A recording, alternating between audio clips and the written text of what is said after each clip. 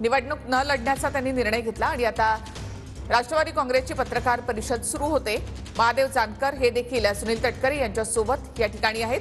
परभणीमधून जानकरांना महायुतीची उमेदवारी निश्चित मानली जाते।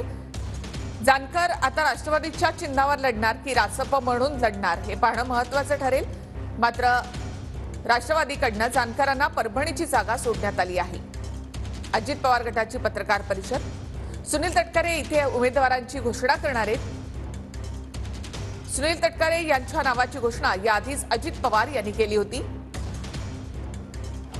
भगिनी सहकारी मित्रांनो, आज आपल्याला सर्वांना अतिशय कमी कालावधीमध्ये या ठिकाणी पत्रकार परिषदेला बोलवलं। आपण सारेजण फार मोठ्या संख्येने उपस्थित राहिला याबद्दल आपले सुरुवातीलाच मनापासून या ठिकाणी आभार मानतो। आपल्याला माहिती आहे की लोकसभेच्या निवडणुकीच्या पहिल्या टप्प्याचं नामनिर्देशन पत्र जे महाराष्ट्रामध्ये भरायचं आहे त्याची मुदत संपली आणि दुसऱ्या टप्प्याच्या सुद्धा नामनिर्देशन पत्राची दाखल करण्याची अधिसूचना या ठिकाणी घोषित करण्यात आली। महायुतीची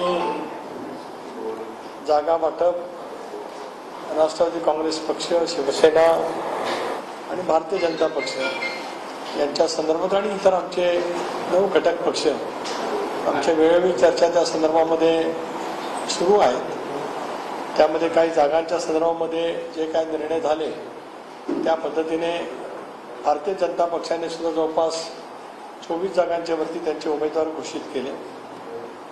आदरणीय शिंदे साहेबांच्या नेतृत्वाखाली शिवसेनेने सुद्धा मला असं वाटतं 8 जागांच्या वरती त्यांचे उमेदवार घोषित केले।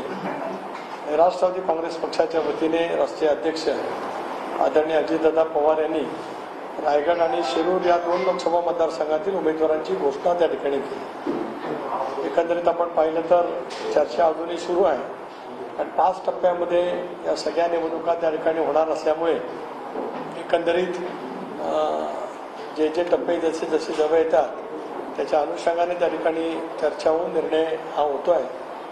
आम्ही जवळपास 7 ते 8 जागा त्या ठिकाणी मागितलेल्या आहेत। त्या संदर्भामध्ये सुद्धा अतिशय सकारात्मक पद्धतीची चर्चा त्या ठिकाणी सुरू आहे। परंतु आज प्रकर्षाने एवढ्यासाठी त्या ठिकाणी पत्रकार परिषद घेतली की आम्ही मागितलेल्या जागांच्या मध्ये सुद्धा परभणी लोकसभा मतदारसंघ त्याच्यामध्ये त्या ठिकाणी होता आणि भारतीय जनता पक्ष, राष्ट्रवादी काँग्रेस, शिवसेना आमच्या सर्व वरिष्ठ स्तरावरच्या बैठकीमध्ये आदरणीय अमितभाई शाह साहेब यांच्या उपस्थितीमध्ये सुद्धा ही जागा, परभणीची जागा राष्ट्रवादी काँग्रेस पक्षाला महायुतीच्या माध्यमातून त्या ठिकाणी देण्याचा निर्णय हा झालेला आहे आणि राष्ट्रवादी काँग्रेस पक्षाला ही जागा महायुतीमधून मिळाल्याच्या नंतर आम्ही सर्वांनी मिळूनच राज्याचा एकंदरीत निवडणूक आणि संबंध महायुतीचं प्रचाराचं एकंदरीत हित लक्षामध्ये घेता एक निर्णय घेतला। राष्ट्रवादी काँग्रेस पक्षाच्या वतीने राष्ट्रीय अध्यक्ष आदरणीय अजितदादा पवार, कार्याध्यक्ष पृथ्वीभाई पटेल, ज्येष्ठ नेते आदरणीय भुजबळ साहेब, आमचे कोर कमिटीचे सर्व सहकारी आम्ही सर्वांनी मिळून राष्ट्रवादी काँग्रेस पक्षाकडून निर्णय घेतला की ही जागा, परभणीची जागा ही रासप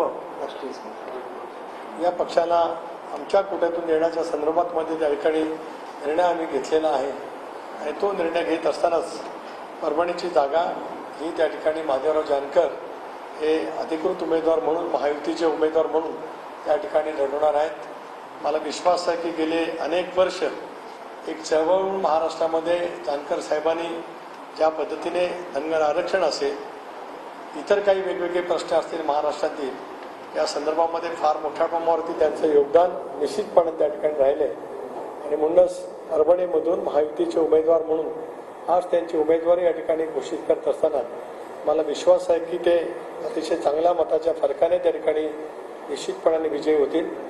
राष्ट्रवादी काँग्रेस पक्षाच्या वतीने सुद्धा हा निर्णय घेण्यापूर्वी आम्ही आमच्या सहकाऱ्यांशी, परभणी जिल्ह्यातल्या सहकाऱ्यांची सुद्धा चर्चा त्या ठिकाणी केली।